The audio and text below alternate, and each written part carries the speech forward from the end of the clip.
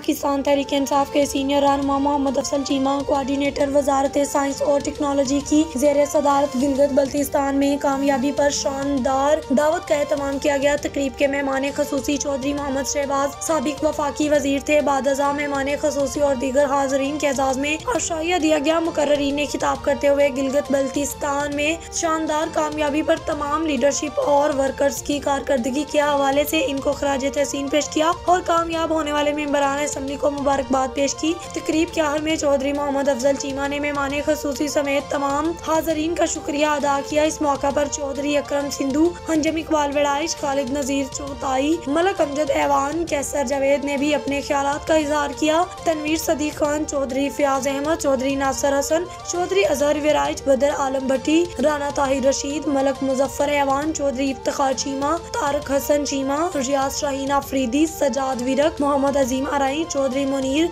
रिजवान अनवर वड़ाइश, अंसर इकबाल मुगल, मलक सज्जाद, मेहर एजाज, मलक मुदस्सिर अजीज, शहबाज अख्तर बच्ची, इशफाक वाहिद हाजी, मजहर इकबाल अंजम, फरूक अहमद, तारड़ हसन भट्ट और दीगर कारकुनान ने भी प्रोग्राम में शिरकत की, जबकि मीडिया के दोस्तों ने प्रोग्राम में खसूसी तौर पर शिरकत की।